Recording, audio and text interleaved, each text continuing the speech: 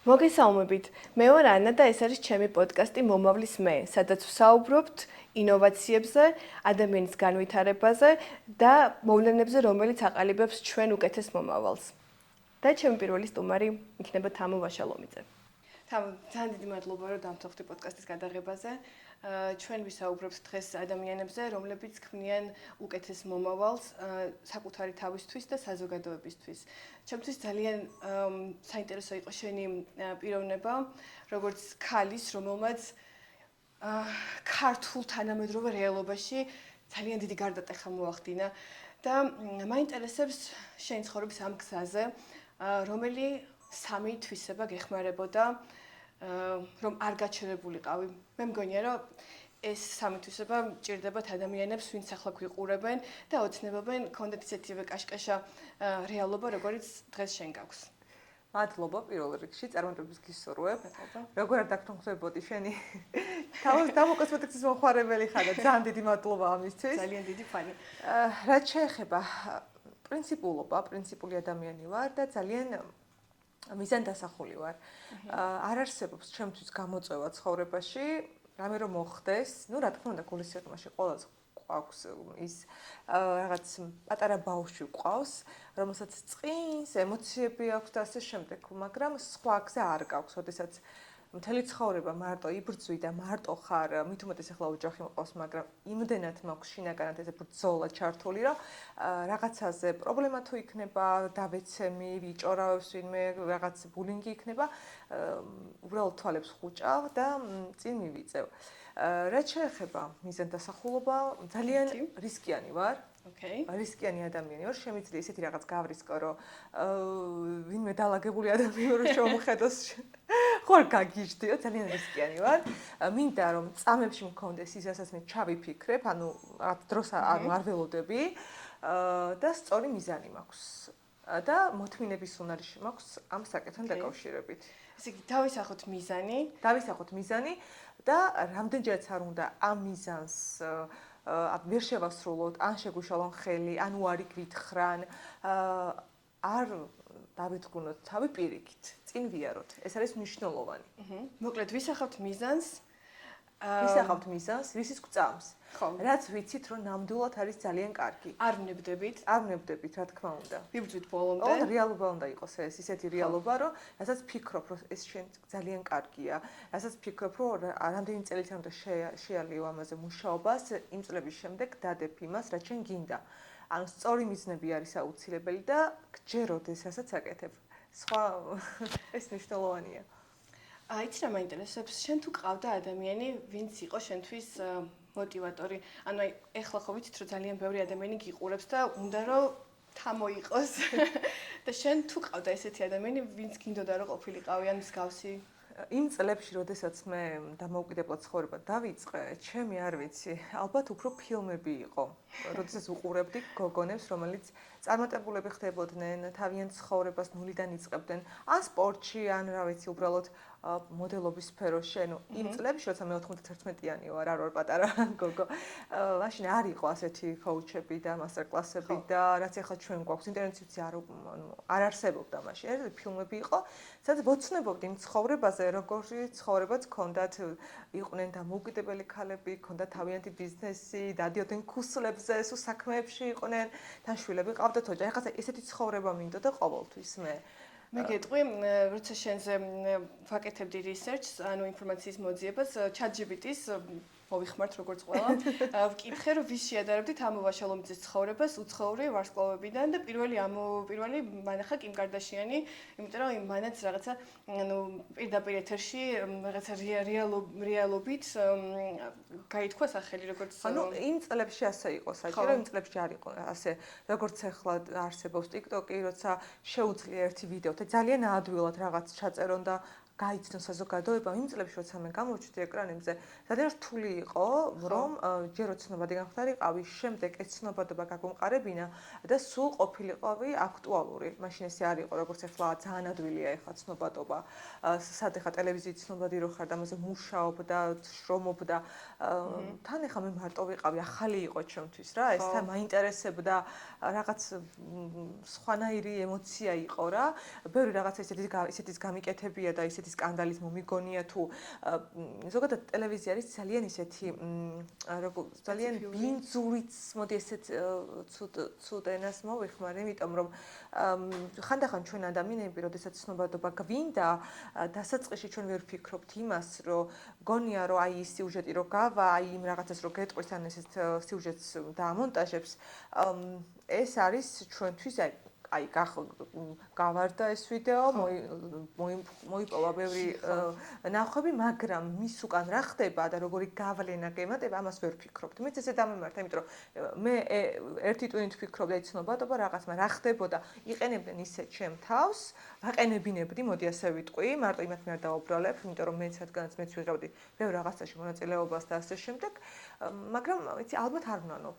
არ ვფიქრობ რომ უნდა ვინანო, იმიტომ რომ ალბათ იმ წლებში ასე იყო საჭირო. თანამედროვე ქართული რეალობის რაღაც ხალი ლეგენდა თიქეც, იმიტომ რომ არა, მე არ ვარ ლეგენდა. ნამდვილად ლეგენდამდე ძალიან შორი იქნები, როცა რაღაცა წლები გავა და გაიხსენებენ, ვინ იყო პირველი, ვინც ეს ნაბიჯები გადადგა, მე მგონია რომ გაახსენდებით შენ და რამდენიმე ხალი, ახლა აღარ არა, ბევრი ადამიანია, იცი, ვინც ხა იბრძვის, აკეთებს, ყოველს ძალიან უდიდეს წარმატებას უსურვებს მთელი გულით.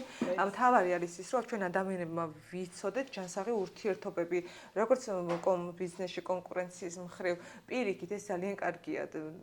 პირიქით ყოველს უსურვებ უდიდესი გული წარმატებას. მაგრამ საზოგადოება მიცის, რომ იქ ხალხი კოლაბორაციას ახდენს და არა კონკურენციას და ასე ვითარდება შემდეგ ბიზნესები და ხო, იცი, ყველაფერი დრო უნდა, ხალხმა უნდა დაინახოს ბიზნესს თუ ეხებით ჩვენ, ბიზნესი არის რთული იმ მხრივ, რომ როდესაც იწყებ და შენ საზოგადოებაში არ ყავს ის ადამიანები, რომ ცნობილებთან არ მეგობრობ, მე არ მაქვს ისეთი შეხება, რომ ვიღაცას გაუგზავნო და ამის თორე, როცა მე წამოვიწყე ჩემი ბიზნესი 4 წლის წინ მე მარტო ვიყავი და ვერც გავბედავდი, მე ამაყერებ რომ ორცხი ვარ, ის არ შემიძლია უცხო ადამიანს უთხრა, რომ შენ გამოგიგზავნე და ამის თორე, ხო? არ შემიძლია. ხო და ზოგ ადამიანს აქვს ამის ის, რომ პლუსია ეს და ძალიან ადვილად, აი რაც მე შემიძლია ვთქვა, რომ მე დამჭირდა 3 წელი რომ ეს გამეკეთებინა, ვიღაცა შეიძლება დააჭირდეს ცნობადობას გულისხმობ 1 წელიწადში, მაგრამ თავარი არის ხარისხი. იმას ვფიქრობ, რომ როდესაც შენ ქმნის საუკეთესოს, უბრალოდ დრო უნდა მივიცეთ, თვითონ საზოგადოება ერთი ბედნიერი მომხმარებელი ნიშნავს 10 ბედნიერ მომხმარებელს. დრო უნდა, უბრალოდ დრო უნდა, მოცდა უნდა და მუშაობა უნდა ამას უბრალოდ შვიდაც გაწონასწორებულად. შენი ინტერვიუები მაქვს ნანახი, სადაც მომავალზე ძალიან ინტენსიურად ფიქრობდი საზღვარგარეთ და ასე შემდეგ. სანამ თამო კოსმეტიქსი და თამო სკინი იქნებოდა, რა მიმართულებით ფიქრობდი, რომ განვითარდებოდი, როგორც ფოტომოდელი, როგორც მსახიობი, როგორც ტელეწამყვანი? იცი, ტელეწამყვანობასაც ნიჭი უნდა. მე ვეცადე, მაგრამ მე არ შემიძლია რაღაც ისეთი კითხვების დასმა რა, მაინც რაღაც სხვანაირი გული მაქვს. კაცი რო არ შემიძლია ადამიანის. ჟურნალისტობასაც ძალიან დიდი ნიჭი უნდა და მე ფოტომოდელობას ვფიქრობდი, სანამ ჩემ ცხოვრებაში შულები იარსებებდნენ და გაჩნდებოდნენ, მარტო ვიყავი, რა თქმა უნდა, ეს იყო ჩემი მიმართულება. ბევრი ოცნებები მქონდა, მაგრამ ერთადერთი რაც რეალობა მინდოდა და რეალურად ვიცოდი უფრო სწორედ, რომ მინდოდა რომ გავცდენილიყავი საქართველოს ფარგლებს გარეთ, არ ვიცოდი როგორ რანაირად, მაგრამ მიზანი მქონდა, ოღონდ იცით რა არის, თავარი არის რომ კონდეს ოცნება და კონდეს სურვილი, არ გეგონოს რომ ეს სურვილი რომ ვერ გააკეთო. უბრალოდ იცი ეს ახლა რა პერიოდშიც მე ვიმყოფები, მე ვფიქრობ, რომ კარგია, რომ ახლა მოხდა. კარგ დროს მოხდა. ყველაფერი ხდება ისე ალბათ როგორც უნდა მოხდეს რა. შეიძლება ჩვენ ძალიან გვინდა რომ ვიჩქაროთ და ყველაფერი გავაკეთოთ, მაგრამ ხანდახან საჭიროა ლოდინი. შენ შეეხე ბავშვს და როგორც სოფიას დედა, რა ღირებულებები გინდა რომ გაატარო მის აღზრდაში, რომელიც შემდეგ მას მომავალში შექმნის ისეთ ქალად, როგორი ქალიც გინდა რომ იყოს ის? დამოუკიდებელი, ძლიერი, განათლებული, იმიტომ რომ განათლება ძალიან მნიშვნელოვანია, რაც მე არ მქონია.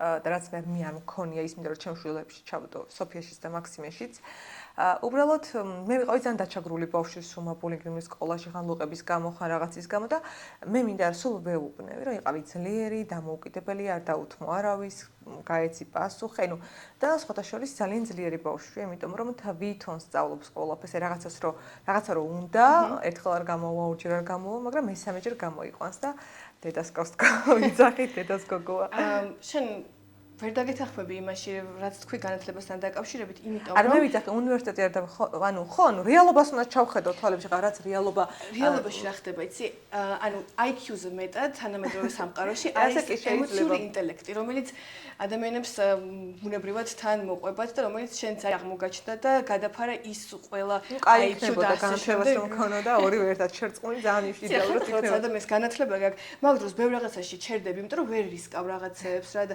ხან ეს აი პირდაპირ რომ მიდიხარ მე ძალიან რისკიანი ვარ ძალიან მე თვითონ მიგვრცხმე ჩემი თავის ხანდახან ხო შემდეგი კითხვა მინდა დაგისვა რაც ყველაზე მეტად აღმართოვანებს შენში ეს არის როგორ პოულობ ძალას რომ ყოველ დღე აი ესე დილით შენი ბრენდისთვის გადაიღო კონტენტი შუადღეს მანქანაში ძილის წინ მახსოვს უშუაიაში რო იყავი იბიცაზე მეც ვარ ნამყოფი და ფიქრობ რომ აი მაგ დროს ახლა თამო გება და იღებს და აი ანუ how ხო ხდები როგორ იცი ამას ვაკეთებ ანუ ამას ვაკეთებ ყოველ დღე ხო ეს ჩემთვის არ არის რომ ავდგე და მარტო ჩემი გამომწერებისთვის გავაკეთო ამას მე ვაკეთებ და უბრალოდ ყოველ დღე მემატება ახალი გამომწერები როგორც Facebook-ზე, Instagram-ზე, TikTok-ზეც. და მე მინდა რომ ჩემი თამოსკინის პროდუქცია სწორედ ისწავლონ გამოყენება, ამიტომ არასოდეს არ მეზარება რომ დაუკონკრეტო ის მე რა გამოიყენება ასე შემდეგ, იმიტომ მნიშვნელოვანი არის სწორედ რო გააკეთონ, არასწორი გამოყენება პირიქით სუდ რეაქციას გააკეთებს. სოციალური პასუხისმგებლობა ასე ვთქვათ, ხო? კი, ჩემი კომპანია როდესაც მე მიყვარს და ეს არ არის უბრალოდ ბიზნესი, მე მიყვარს თამოსკინზე გიждები, თამოსკინმა მასწავლად ჩემი რუტინა, თავის მოვლა, კანის მოვლა, რუჯზე უარი მათქინა, სოლარიუმზე უარი თქვი და არ ვიცი, ზრდი პატარა ბავშვივით, რომელსაც ანუ უდიდეს მინდა რომ ძალიან წარმატებული იყოს და როგორ შეიძლება, როდესაც ამას მოდის მომხმარებელი ან იწერს, ყიდულობს, მე მენდობა პირველ რიგში თამოსენდობა, ხო? და უდიდეს პასუხისმგებლობა მაქვს მე საზოგადოებისგან. ჩემ უბრალოდ მთაგავენ, აი შენც როგორც ტუშ საცხზე მომთაგე. მე როდესაც თქვენი პიარით ხდება, ჩემი წარმატება, ხალხით ხდება, ხანდახან ადამიანებს გვავიწყდება, რომ სოციუმი აკეთებს ყველაფერს. სოციუმი გვაცხოვრებს, სოციუმის გამო ხდები ჩვენ ცნობადები და ეს ყველაფერი არის ხალხისთვის. ასე რომ ხალხი როდესაც მე მხარში მიდგას და არ ვალდებულები არავინ არ ხართ და არ არიან, რომ გეხართ, ხსნით ისოც სახელზე. ინფლუენსი მაგას ქვია ზუსტად შენ როგორც აკეთებ იმის სარკისებრი ეფექტი მოდის ჩვენთან. ეს ხო ჩემთვის ანუ რეკლამა არის ჩემი კომპანიისთვის. უდიდესი პატივია, როდესაც ყველა მთაგავს მე და რაღაც უდიდესი ბედნიერებას აი ესე მიხარია ხოლმე პატარა ბავშვით მიხარია ხოლმე და მე ყოველთვის არასოდეს ისეთ რაღაცას არ შევქმნი და არ გავაკეთებ. რაც აი 1%-იც არ ვიქნები დარწმუნებული, რომ ის არ იქნება, აი საშუალო კი არ უნდა იყოს კარგი. ან იქნება, ან არ იქნება, აი ასეთი სტრატეგია მაქვს. სხვათა შორის, რაცა მოგზაურობთ, ყოველთვის ვადარებთ ხოლმე ჩვენი ქვეყნის და სხვა ქვეყნის რაღაცებს ერთმანეთს და აი Sephora-ში რომ შევედი ერთხელ ხუდას კოსმეტიკას ყიდულობდი და ეს ვუყურებდი თვითი სტენდებზე და ქვემოთ არის სურათები. ეს რომ დავინახე რაღაც შევხედე და რაღაც ქართული ვინ ყავს ეგეთი ხვდები როგორც აი სხვა მოგეცვ და ეგრევე დავინახე შენი სახიდან. ან რაღაცა ხუდასნაირი ხო დარქი ესეთი ნაკვთები გაქვს და მეთქი ეგ არის და ხვდები რომ აკავშირებ და ძალიან ბევრი მიზანი მაქვს ცხოვრებაში. ძალიან თამოსკინშიც რა თქმა უნდა ეს წელი საკმაოდ დატვირთული მაქვს სექტემბრამდე და მინდა რომ ძალიან ისეთი კარგად გამოვიყენო. იმედი მაქვს კარგად წავა ჩემი გეგმები როგორც მინდა რომ წავიდეს. რაც შეეხება სიკაშკაშე შენ წინა პირველი კითხვა დამისვი რომ არავინ არ უკაშკაშებთ ცნობადები. მე ყოველ შემთხვევაში ასე ვფიქრობ. არ არსებობს ესე შეფუთული შეიძლება იყოს, რასაც ხალხი უყურებს. ყველა ადამიანს, როგორც მე ცნობადი ადამიანი ვარ და ჩემს ყველა მსოფლიოში, მე კი არა, იმ მსოფლიო სტარები რო არიან.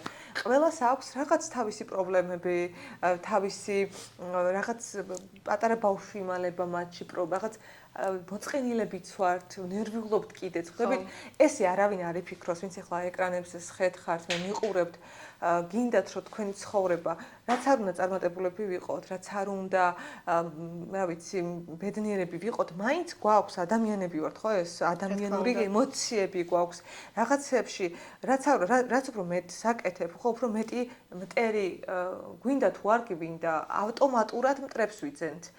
ეს არ ვიცი რატო ხდება. არა მარტო ეს საქართველოს პრობლემა არ არის. მე არ მინდა რომ ვთქვა რომ არა, ნებისმიერი უცხოეთში წარმატებული ქალი იქნება, კაცი იქნება, ხო, ყველას ყავს თავისი კონკურენტი, თუმცა ზოგმა არც იცის როგორ უნდა გააკეთოს, ზოგი სპეციალურად ქირაობს ადამიანებს, ქმნიან საიტებს, გაბულინგებენ, ცუდ რაღაცებს აკეთებენ და ხალხი უბრალოდ სამწუხაროდ ის არის რომ როგორც უნდათ ზოგი ადამიანი არის, აი ვიღაცა რაღაცას დაწერს, არც აკვირდება, არც ჩაეძიება, რატო ხდება ეს ყველაფერი, ხო, კითხვა ხო შეიძლება დასვა უბრალოდ დაწერს და მე ხალხი აყვება ამ იმას. ხო, და ეს არის ძალიან ცუდი. უბრალოდ ბულინგს და ანუ დეპრესიას ხო ჩვენი თავით უნდა უშველოთ. გარშემო არავინ არასდროს, ანუ მეგობრები, აი ჩემი ულამაზეს მეგობარი მელოდება ახლა, კიდევ ძალიან ბევრი მეგობარი მყავს, მაგრამ როდესაც მე პრობლემები მაქვს ხოლმე და რაღაც პრობლემას ვეჭიდები, მე როდესაც იშვიათი არის, არ ვიცი, დავაკაკუნებ თამოსკინზე და თამოკოსმეტიკზე ძალიან იშვიათად ხდება რაღაც ნეგატიური კომენტარი ან TikTok-ზე, ან Facebook-ზე, ან Instagram-ზე, მაგრამ როდესაც რაღაცას, აი მე რაღაც არ მომიხდა. შევდივარ, არც გამოწერილი არ აქვს, მე რა თქმა უნდა ხო ვამოწმებ ახლა, მაგრამ მაინტერესებს რა პრობლემა აქვს ამ ადამიანს. მე ხომ უნდა ვიცოდე, მე ერთი უკმაყოფილი მომხმარებელიც არ მინდა. ერთიც არ მინდა. და რეალურად ფეიკი გვერდია, არარსებული ადამიანია, ანუ რა ხდება? რეალობა რო იყოს მომწერდა, ხო, მომწერ რაღაც, ანუ ხანდახან ეგეთებიც ხდება ხოლმე, მაგრამ ხალხი ამას უბრალოდ ვერ ხვდება. შენ გქონდა რაღაც გამოძალვის მცდელობა, ხო, შენი კომპანიიდან? ხო, ეს იყო უბრალოდ ეს ჩვენი კომპანიის ბრალიც არის, იმიტომ რომ დაემთხვა რაღაც 4 სტენდის გახსნა ერთდროულად, რაღაც ვერ დავითვალეთ, თუ რაღაც არა მარტო ის ქალის ბრალი ხო არის და არის, რომელმაც ესე უბრალოდ ყალბი, ანგარიშები, ქვითრები გამოგვიგზავნა, მაგრამ ჩვენი ბრალი ის არის, რომ ანგარიშინი ბუღალტრული ყოველთვის არ ვაკეთებდი და ვაკეთებდი 3 თვეში ერთხელ და ეხლა უკვე რა თქმა უნდა გამოვასწორეთ ეს ყველაფერი, უფრო გავაძლიერეთ სისტემა. ხედავ ყველაფერი, რომელიც უარყოფითად შემოვიდა, ტრანსფორმაცია განიცადა. რა თქმა უნდა, აი მე ნეგატივშიც კარგს ხედავ, ანუ გავაძლიერეთ ეს ყველაფერი, რომ შემდეგში უკვე აღარ გვექნება ასეთი ფსიქოლოგიაში მაგას ქვია ნათელი წერტილების პოვნა და რა თქმა უნდა, ანუ ხანდახან ესე ჯობია და სამაგეროდ კარგი მოხდა. შენ როგორც ბიზნეს ვუმენი, რა რჩევა გექნებოდა დამწყები მეწარმეებისთვის, ვინც ეხლა იწყებენ საქართველოში პროდუქტის შექმნას, იმიტომ რომ შენ ერთ-ერთი ვთქვათ პირველი ხარ, ვინც აი ამ ხელა, პირველი არ ხარ, მაგრამ არ ვარ პირველი, ხო, მე არ ვარ, მე არ მიყვარს ეს პირველი ვარ და ერთადერთი ვარ და ვინც დაიწყო ქართული ბრენდის, აი ვთქვათ ჩემამდეც იყვნენ. ხო, იყვნენ რა თქმა უნდა, იქნებიან კიდეც. ყველას უდიდეს წარმატებას ვსურვებ, მე არ მაქვს ის ამბიცია, რომ მე პირველი ვარ საქართველოში და ესე არა. მე მაქვს უბრალოდ ხარისხი. რაც მე ვიცი, რაც ხალხმა იცის და რასაც გავაცნობ მსოფლიოს. ანუ უბრალოდ ვიტყვი. მორჩა. ანუ დაჟინე ხალხმა უნდა გადაწყვეტოს. მე არ მიყვარს ბევრი ლაპარაკი, ერთადერთი ვარ, არა. მე ქმნი, თამოსკენი ქმნის კარგ პროდუქციას. რაც შეეხება მეწარმეებს და ბიზნეს აკეთებს, უნდა შექმნან კარგი.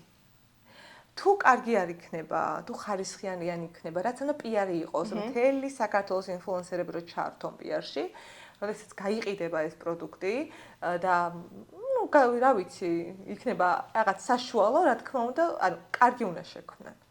და დროთა განმავლობაში, აი როგორც მე ვთქვი, ერთი ბედნიერი, ორი მომხმარებელი, სამი მომხმარებელი სოციუმი თვითონ ილაპარაკებენ. მე ჯგუფებში არ ვარ, აი მიყვებიან ხოლმე ჯგუფებში წერენ, აინტერესებთ. ხო ხდებით? ეს ავტომატურად ხდება, დრო უნდა უბრალოდ. არავის არ უნდა ქონდეს იმის იმედი, რომ გავლენა ის ყველაზე მნიშვნელოვანი სოციუმში. გავლენიანი გახდები, თავადია კარგი შექმნა და ამ კარგისთვის იბრძოლო.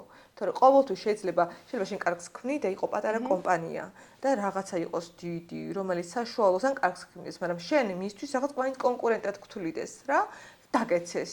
მაგრამ შენ არ უნდა შეგეშინდეს სამის, უნდა გააკეთო ნელ-ნელა, დრო გავა და რა თქმა უნდა იმ შედეგს დადებს, რაც უნდა მათ. იცი, ყველა ბრენდის მოყვარული ადამიანები, ვინც არიან, ალბათ მიხვდებიან, რასაც ვიძახი, როცა რაღაც ბრენდს მოიხმარ, შენ ამ ბრენდთან ერთად ატარებ იდეას. მაგალითად, აი ლუი ვიტონის ჩანთა არის მოგზაური კაცი. აი თამოს პომადას სადაც ვისვავ ხოლმე, ანუ მარტო პომადას არ ვისვავ, მე იმ მომენტში ვგრძნობ იმ ძალას და იმ ქალს, რომელმაც სადღაც რაღაცა გააპროტესტა და აი ვარ სარკეში და ვისვავ, რაღაც ანუ შენი ენერგიაც მოდის. და ეს არის უმნიშვნელოვანესი ბრენდისთვის, იმიტომ რომ შეიძლება შექმნა ბრენდი, მაგრამ ისტორია არის 90% რა. და შენ ეს ისტორია გაქვს ხარისხი და ეს ყველაფერი უკვე იძლევა იმ საშუალებას, რომ სოფლიოს ბაზარზე გახვიდე. და ძალიან დიდი წარმატებები შექმნა. მადლობა, წინ ძალიან ბევრი კარგი იდეები გვაქვს ღმერთის წყალობით. რა თქმა უნდა, დროთა განმავლობაში ყველაფერი იქნება ისე, როგორც გვინდა. ცოტათი მინდა რომ პირად ცხოვრებასაც შევეხოთ. იცით რა მაინტერესებს, როცა ჩვენ ქალები მარტო ვცხოვრობთ, ხდება ხოლმე, რომ ჩვენ თავშივე გვქვნით რაღაცა იმ ძლიერ არსებას, რომელიც ამ ჩვენ სუსტ არსებას იცავს ხოლმე.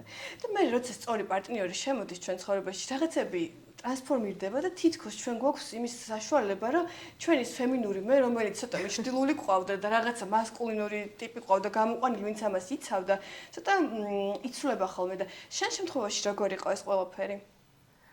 აიცი რა არის, როდესაც მთელი ცხოვრება 15 წელი ალბათ მარტო ცხოვრობ, შენ იღებ გადაწყვეტილებებს, შენ აკეთებ ხო, როცა უკვე ქმარი გყავს, ავტომატურად ანუ უნდა გავანაწილოთ რა ოჯახის საქმე, ანუ გადაწყვეტილებები. მე კი აღარ წყვეტ მარტო რაღაც რომ ვიყიდო სავარძელი ხო, არამედ უნდა თქვენს შეუთანხმდე. რა თქმა უნდა, თავიდან იყო რაღაც, ანუ ყველა ოჯახში, ანუ ან გადალახავ ამ სირთულეებს, ან შეეგუები, ან დაინგრევა ოჯახი რა. რა თქმა უნდა, ყველა ოჯახშია რაღაც ასეთი უთანხმოებები. უბრალოდ მე ვარ ძალიან ისეთი, ანუ ვცდილობ ხოლმე მეც რაღაც, მაინც რაღაცას ვიყიდი, მაინც ჩემებურად გავაკეთებ, მე უნდა ვკითხო, მაინც არის რაღაცეები, ხო? გინდა თუ არ გვინდა, ხო, მაინც მოყვება. ხარ რომელიც ავაშენეთ, გინდა არ გინდა მოყვება. ანუ ავტომატურად რა, იმიტომ კი არა რომ მე ეს მინდა რომ ჩემს მეუღლეს რაღაცან გადავახტე, ან პატივს არცემ, ანუ რაღაც ავტომატურად ხდება ხოლმე. მე უბრალოდ მე არ ვარ კარგი ცოლი, იმ განხრით არ ვარ, რომ ძირითად შემთხვევაში სულ სამსახურში ბავშვებს არ მინდა მოვაკლო ყურადღება და ანუ ის იდეალური ქართველი ქალები როგორც არიან, ხო, ეგ სწორად დააღნიშნე, იმიტომ რომ მაგის თქმამდე იდეალური ცოლი არ ნიშნავს იდეალურ დამლაგებელ სახლს შეხვდები. არა, დამლაგებელზე არა, კაცებს ურჩევნიათ, რომ კარგი გემრიელი კარტოფილი შეუწვათ სახლში. თბილი გემრიელი საჭმელი და ასე შემდეგ. მესმის მართლებიც არიან ახლა რა გავაკეთოთ, მაგრამ ცდილობ ყოველ შემთხვევაში. არ ვიცი რა გავაკეთოთ. შენ საშობაო ორცხობილები ვნახე, დილის 5 საათზე რო აცხობდი და ამიტომ ბავშვებს გამოუცხე. მე ცდილობ, რომ კაი დედაც ვიყო, ყურადღება არ მოვაკლოს, ბიზნესშიც ვიყო, ცოლიც ვიყო. რაღაცებში ორივე სამივეს ალბათ ცოტ-ცოტას რაღაცას ვაკლებ, იმიტომ რომ რაღაც ერთი ადამიანი ვარ და ხანდახან მეც ნერვიულობ ხოლმე, რომ აი რაღაცა მაგალითად არ გამომრჩეს, იმას ყურადღება არ მოვაკლო, ის რაღაც არ გავაკეთო და მეც განვიცდი ამას ემოციურად და მეც ვარ ახლა დეპრესიაში ვყოფი. დეპრესია ჩემთვის რა არის? უბრალოდ ვტირი ვარ, 1 საათი ვტირი ვარ. მე კაი ხაზიათზე ვდგები. სხვა გზა არ მაქვს, მე არ ვაძლევ უფლებას, რა უფლება მაქვს, რომ ანუ ამხელა რაღაცას ვაშენებთ, ხო? ამხელა გზას მოდორი შვილი მყავს, ბავშვმა არ უნდა ვნახოს ნეგატიურად, ხო? როცა არაფერი არ არის რეალურად, რომ გადავხედოთ ჩემს ცხოვრებას, ღმერთის არ უნდა ვიყო ღმერთის უმადური. მაგრამ მაინც გვაქვს ქალები ვართ რაღაც. აი ეს თანამედროვე სამყაროში ის ბევრი მენტალური პრობლემებია, ახლა თითქოს აი ყველას რაღაც პანიკური შეტევები და ასე შემდეგ გადაღლის ფონზე. თუ გქონია მსგავსი გამოცდილება ცხოვრებაში? მე არ მქონია. აი იცი რა არის, ყველას გვაქვს რაღაც, აი ერთი წელი არ დამისვენია. თამამად შემიძლია თქვა, წინას და ფულს. ხო, არ დამისვენია, უბრალოდ რაღაცნაირად წინა წელს, როდესაც 31-ში ჩემ ცხოვრებას შევხედე და ჩემ კომპანიას და არც ერთი სტენდი არ მქონდა გახსნილი და ნუ გაყიდვები მქონდა მომატებული, მაგრამ განვითარების მხრივ არ იყო ის, რაც მე მინდოდა. მე ჩემ თავს ვუთხარ, თამო, არც ერთი წუთი არ დაისვენებ. და ზუსტად წინა წელს 4 სტენდი გავხსენი. მიმიწვიეს ვენეციის კინოფესტივალზე, ასევე საოცარი ამ წელსაც ძალიან კარგი რაღაცები დაიწყო. ხა და უბრალოდ მიმირჩევნია, რომ ჩემი ესეთი დასვენების ან ფინანსები იქნება, ან უბრალოდ, რა ვიცი, ყოველი წუთი წავი საქმეში გავატარო. მაქვს გადახლა, მართლა მაქვს ხანდახან მინდა, ჩემთვის არის დასვენება ძილი.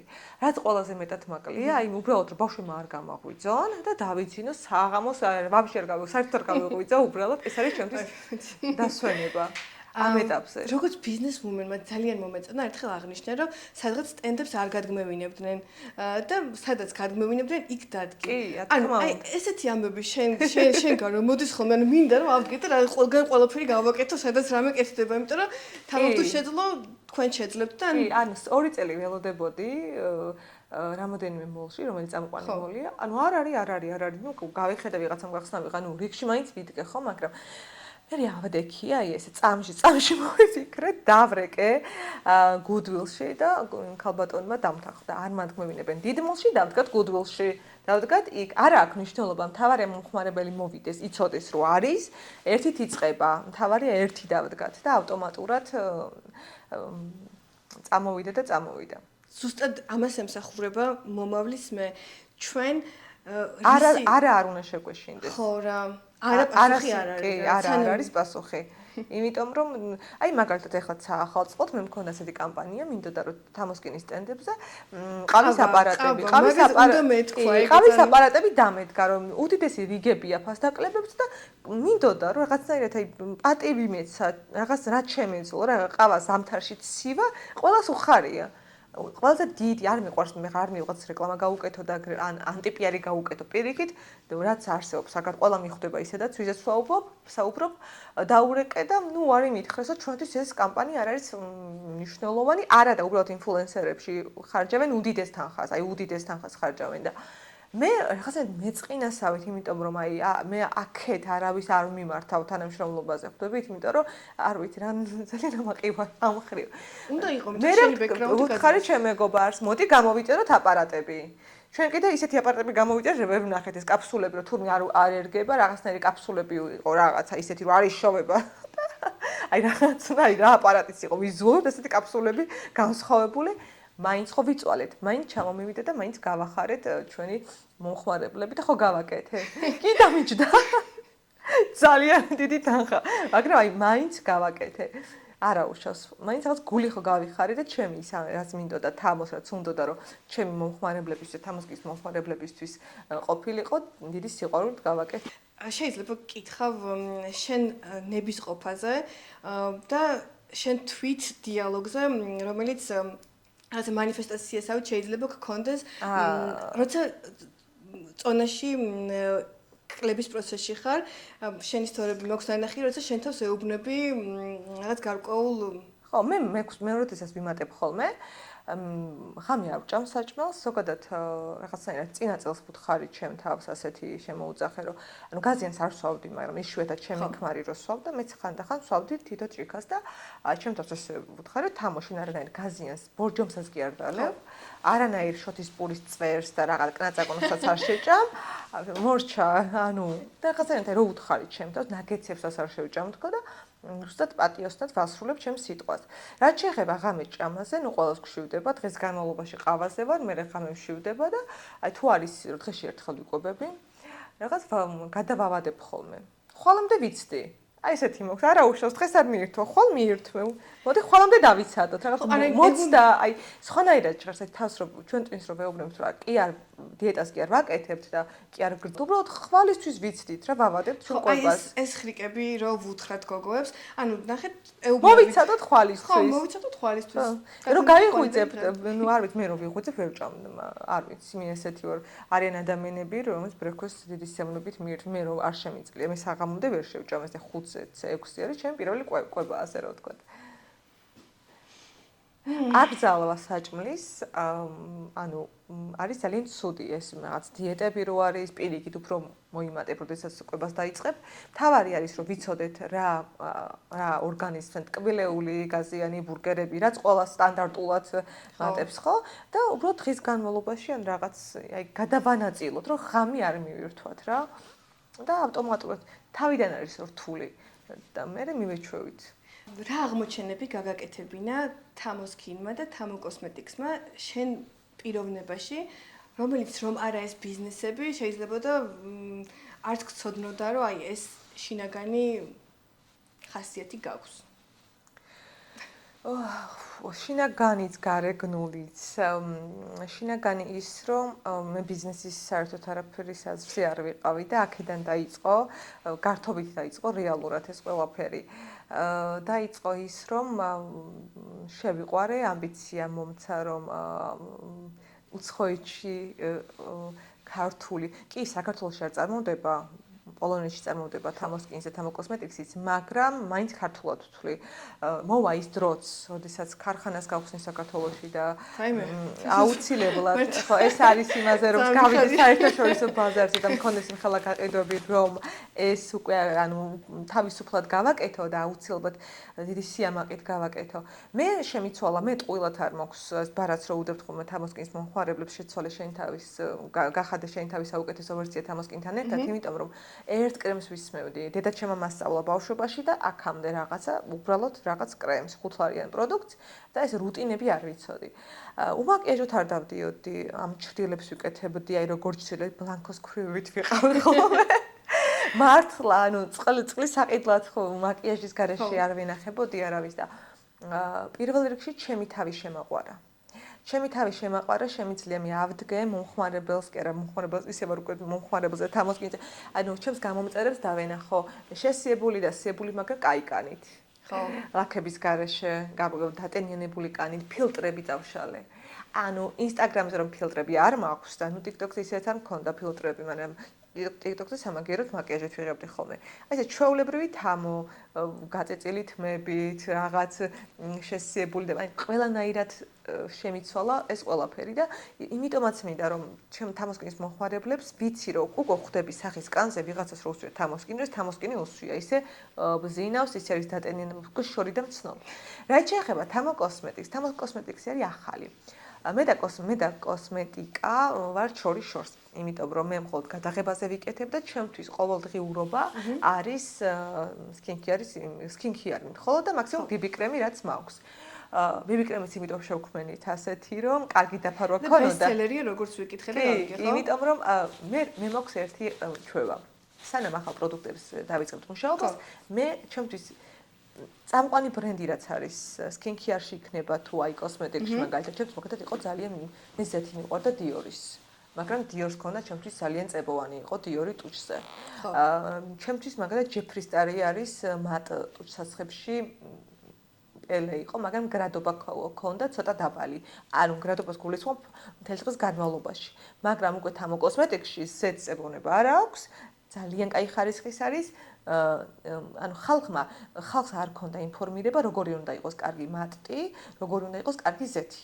მარტო ხალხს გონია, რომ წაისმევ მას, უნდა შეშრეს. არა, ყველაფერს ვცდილობ ჩავწერო, ვასწავლო, ინფორმირება ქონდეს.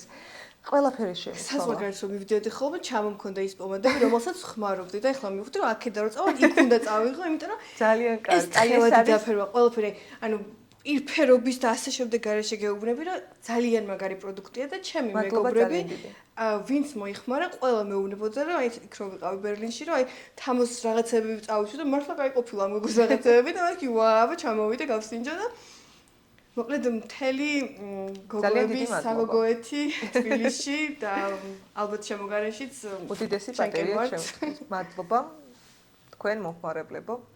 წინ ბევრი კაი საინტერესო ამბები გელით.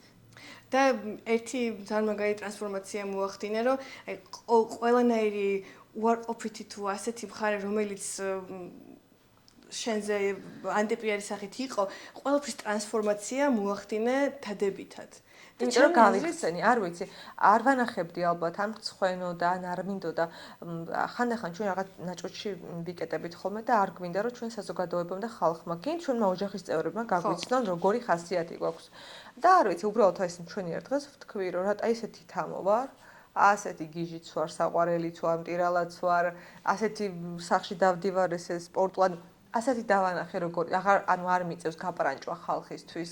რაც ვარ ეს დავანახე და მე არ შემიძლია ჩემ თავზე რაღაც ისიც ლაპარაკეთ, თვითონ ხალხმა ილაპარაკოს.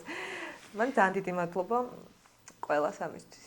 ისე აი რო არ ყოფილიყავი საზოგადო ფიგურა, შეიძლება და რაღაც სხვა სტილი გქონოდა, გიფიქრე აი გადახოწრილი თმით, აი ტატუებით, ქერა ყოფილი. არ რაღაც მსგავსი. მე ქერა ვიყავი, სანამ თმები არ გამინადგურდა, ძალიან მომწონდა ქერად ყოფნა.